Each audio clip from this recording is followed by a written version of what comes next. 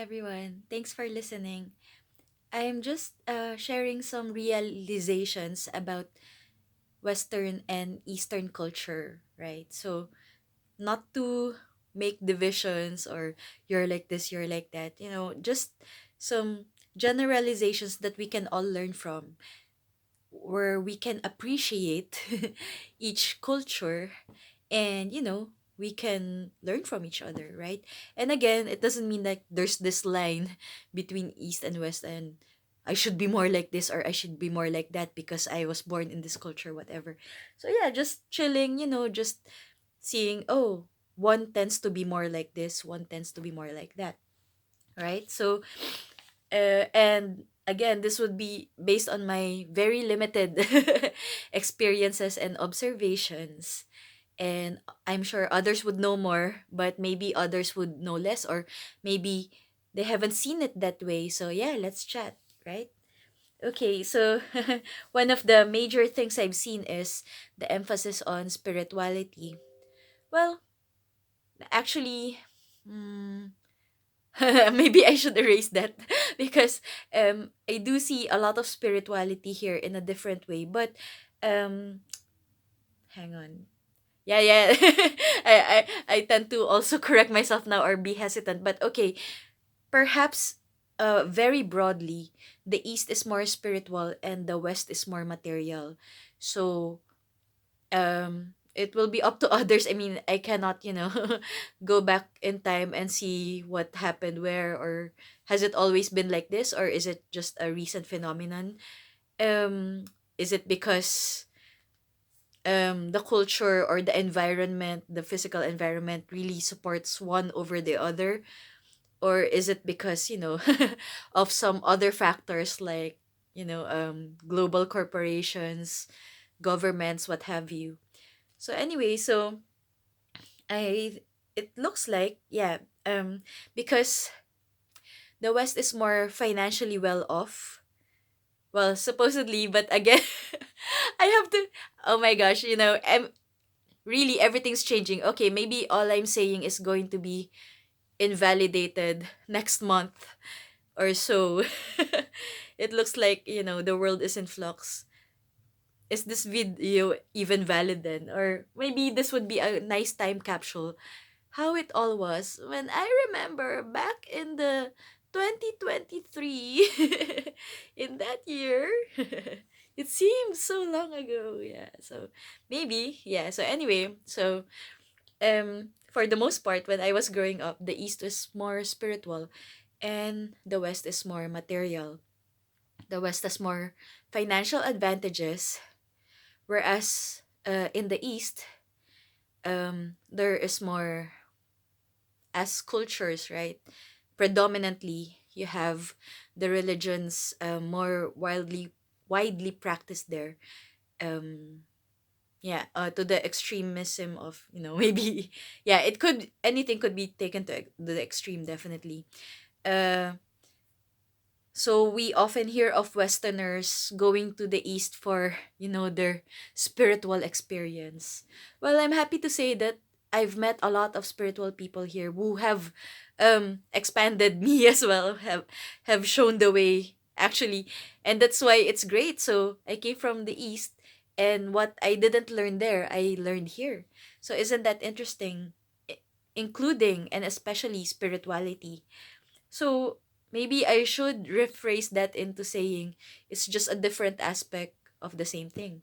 But that will be for the entire video anyway, for all the things. Yeah. It's just looking at things in different aspects, finding balance, when there is duality or opposites, even slight opposites. That's it. You see the bigger picture. Mm, we often or I often see Easterners go to the West to find a better life. And by better life, it's usually in the context of financial betterment, right? Material things. Whereas Westerners go to the East for more spiritual enlightenment. Does it help that the East used to be, not now, so used to be more poor? shall we say, or having more financial struggles? Were you spiritual because of the lack of material things? Or, mm, yeah. So which came first, the chicken or the egg? Have you always been more spiritual, or was it only because there was no material things? Similarly, for those who were more well off, did you lose your spirituality because of the material things that you have, or was it always like that? Or because of the lack of spirituality, you tended to focus on the material things? Okay, so uh, I'm just listing all the possibilities, right? You can answer for yourself. It's hard to uh give, a simple yes and no answer to these questions. So yeah, let's just appreciate, these generalizations, and definitely these are not dogma. Each individual has a different experience. So yeah, another thing would be the emphasis on living together versus individuality. So you might see, Easterners living together in the same house, one family, extended families living together in the same house, versus Westerners who tend to, after they turn 18, you're independent. Well, you earn jobs even before you're 18, and then uh, go get your own house, your own flat, your own place to stay, your own space, literally. There's an initiative for each individual to speak their own truth. Yeah, for Westerners to just speak up. And part of that is, yeah, you are direct, right? You say what you want. You are your own person. You know yourself, and your boundaries, everything. Respect and honor what you want, and be clear about what you want and what you don't want. Versus, not versus, in comparison to Easterners, who tend to form a group, think of what is best for the group, right? What will benefit the majority. So there's often a sense of foregoing one's own wants or one's own personality for the benefit of more. Now, what is better? You be the judge. I'll go centrist. Or yeah, that's what I sense was, because I tended too much to one extreme, regardless of culture, it was my choice. I tended to towards one extreme. So and then I realized, oh yeah, yeah, yeah. Let's go a bit more this way, right? So yeah. That is, yeah. That is for each person to decide for themselves. So yeah, that sounds like an individual thing, right? But also, yeah, of course, um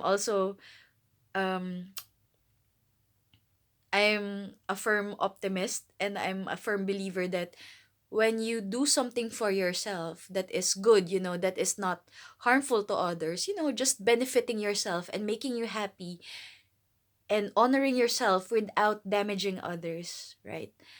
It will also be for everyone's benefit. When you make yourself happy within the boundaries of ethics and morality, being doing things, or choosing to live well and live happily for yourself without damaging others or doing harm to others, others will also be happy.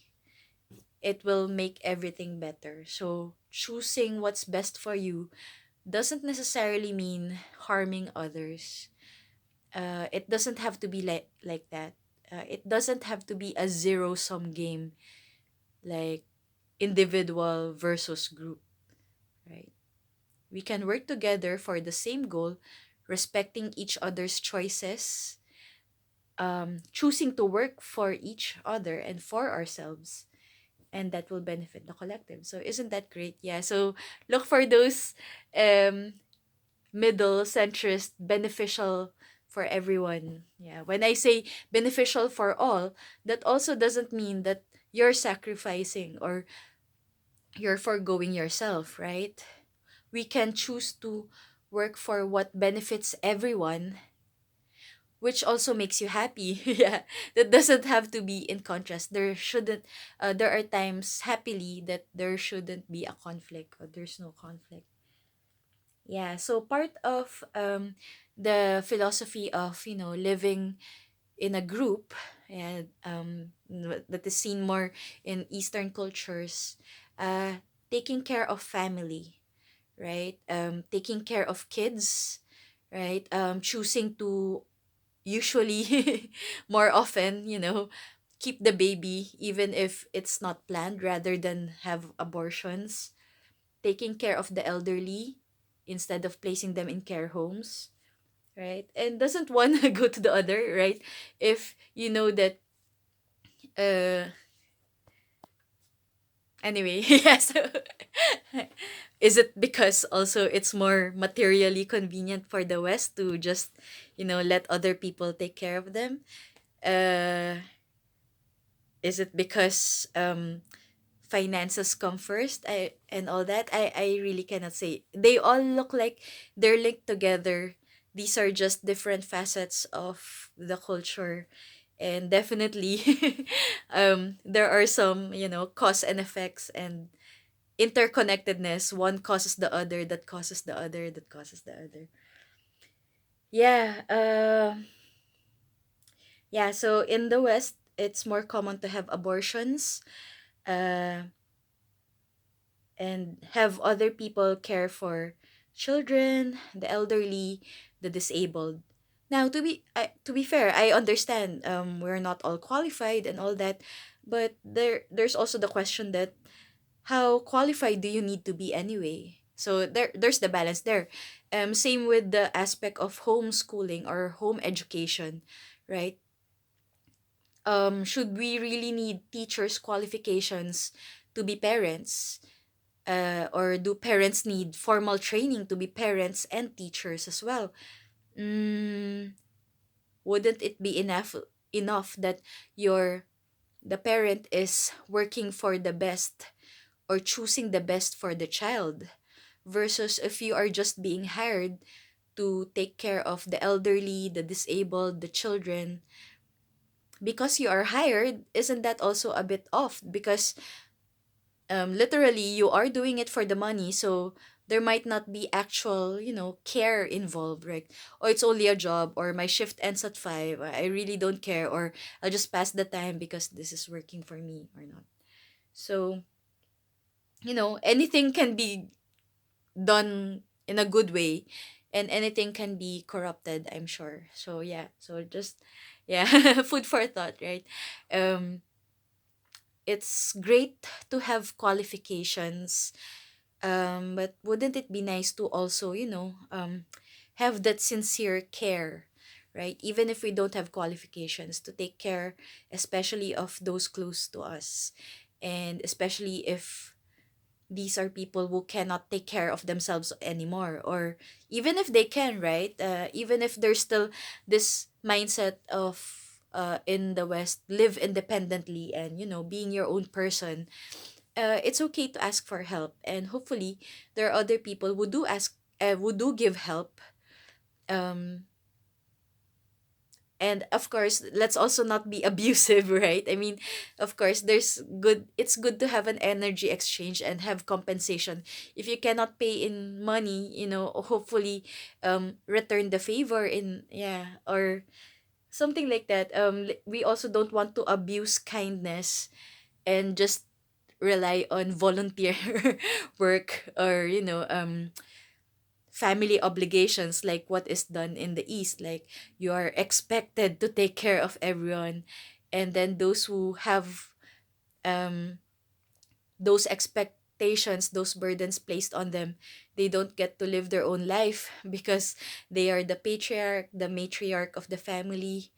Everybody lives a good life while they are burnt out.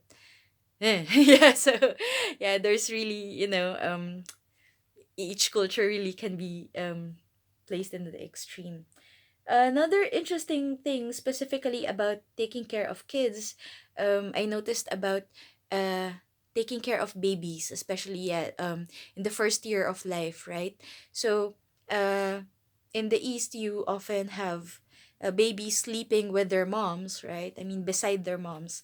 And there might be choking hazards, definitely, right? Oh my, you might, you, you you you might suffocate the baby or whatever. But the idea there is you are always on call, to feed the baby or to have your presence known. Babies smell more earlier before they can see. I heard, or so I heard. They didn't tell me. Yeah, so something like that.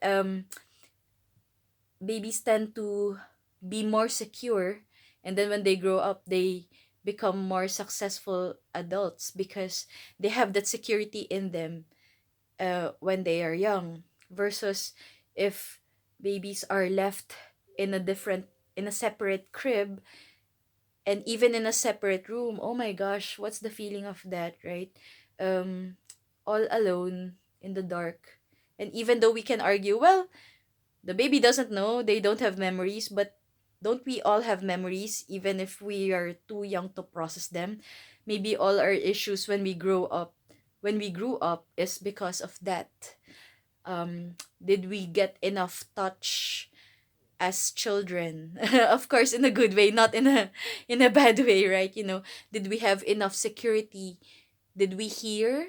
Did we experience touch, smell, the presence of a loving environment around us? When babies cry and they seem to be annoying, but they're not trying to be annoying. They just express that, oh, I need food, or I need to be cleaned, or are you there? Is anyone there? Does anybody love me? That's it, right? So yeah, so um what would be the compromise there, or what would be a good uh middle ground, I would think, is having babies in the crib but near the bed of the parents, right? So of course, not if the baby is already 10 years old.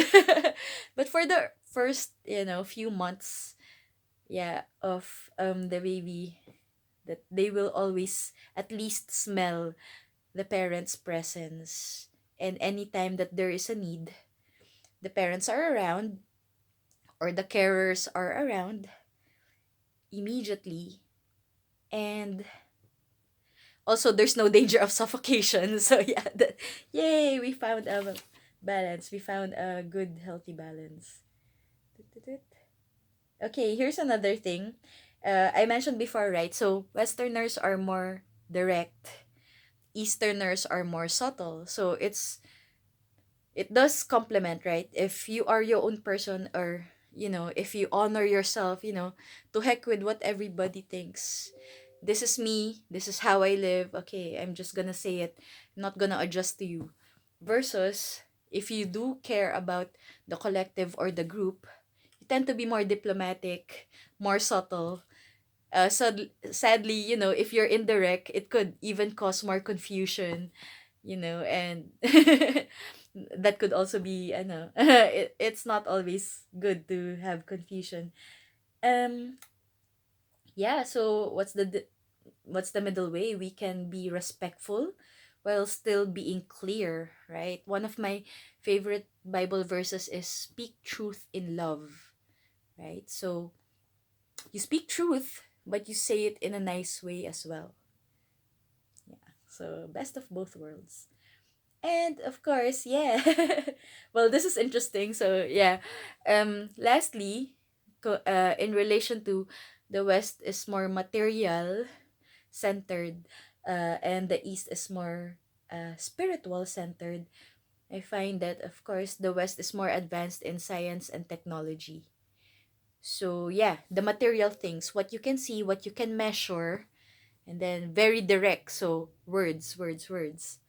versus arts, it's subtle. You don't see it all in one sitting. There are layers of meaning, and it's not directly conveyed to you. You have to feel it, right? It's not direct, it's more spiritual because you have to rely on the other senses, not just the direct uh, visible light, shall we say, not just what you hear, but what is beyond. Yeah, reading between the lines. Interestingly, when I was living yeah, in an eastern country, I was doing science and technology. I think it also really helped that I needed to develop a scientific mind, look at the evidence, don't just think or assume. I think that was a healthy balance for me. I was not just a church goer, but a very active church leader. Yeah, while I was doing my graduate studies and teaching in science. So, yeah. That was a really great balance. And while others would think that's an oxymoron, there's the thing. It's not. You could find a balance in those things. And when you find that sweet spot, that balance, it makes everything richer, right? They when two aspects don't contradict, but they blend, and then you go through life, speaking truth and love, looking at logic and intuition. Yeah, isn't that great? So, now that I'm living in a Western country, I actually tap more into my artistic side. Well, eventually, yes, because now I'm no longer doing my science job. So you have, or I have, I've been getting in touch with my intuitive side, my art side. Is it also because I want to balance, right? That now I'm in this Western country and then I'm doing the art side, or it's also, you know, my my journey as a person, like, oh, I used to be like this, or I used to be just scientifically minded, developing my mind. Okay, I got my PhD. I worked as a postdoc, so that's after. Now what? Um, in my in my case, I'm just speaking for myself. I have already done what I have set out to do with my scientific mind. And now I also want to develop the other parts of myself, my heart, and the artistic side. So that's why I call my business Heart Art 247, because it's from the heart, it's the art versus science from the mind, right? And 247 because heart art, that name was already taken. So, okay, let's look for numbers. Okay, that's my birthday. And it also means, always, right? Like 7-Eleven is open 24/7. I don't know if they still are. So, yeah, it's not just for arts, it's not just for the art business, it's for everything I'm doing now. I'm really learning and that's it. I've expanded spiritually here as well. I'm really grateful for that. So, the generalizations I've said before, um those are superficial, and thanks to the internet and other developments, we're all balancing each other out. Things used to be that the east is more like this, the west is more like this, but when we all find that balance within ourselves, regardless where we were born and all that, right? I hope we all find that balance. So yeah, for me, it's not just for the art business, it's also for how I pursue my professional career and how I see every day, right? I keep on sharing just how I am going about this and learning about this, right? That we all have this divine spark. We all come from the divine, from creator, source, God. So imagine if you had all the power and all the wisdom in the world, you had all the money and the time, if you had everything, how boring is that life, right? So many beliefs say that, hey, why not experience, some limitations? Maybe you cannot move quickly. You need to walk, you need to crawl.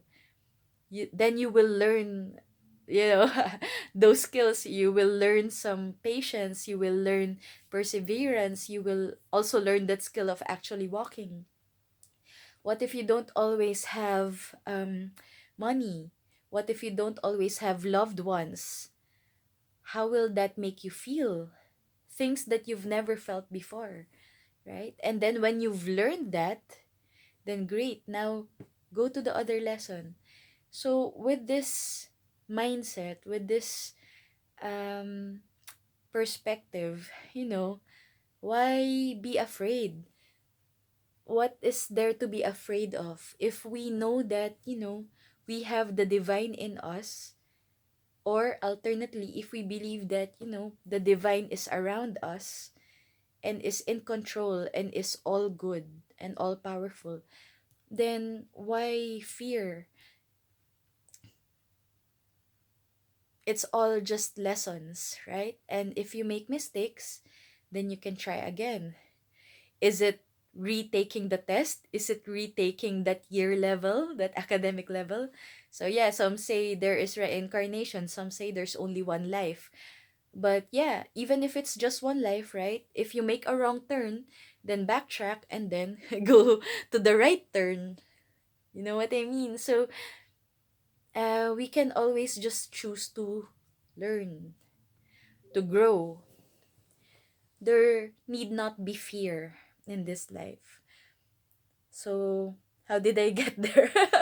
Yeah, so when we're balancing east, west, whatever extremes we might find in ourselves, right? If you tend to go this way, what if you tend to try the other way? We might learn something new. And for the infinite God, the infinite potential, what if that infinite becomes finite? What if the divine becomes mortal, right? What if God became man or woman, right? To learn, to experience being limited, right? And then when you learn, you become limitless eventually. The more you learn, the more you ascend, the more you grow, and then hey, you're back to your old self. Yeah, how amazing is that? So it can all be an adventure, it can all be exciting, right?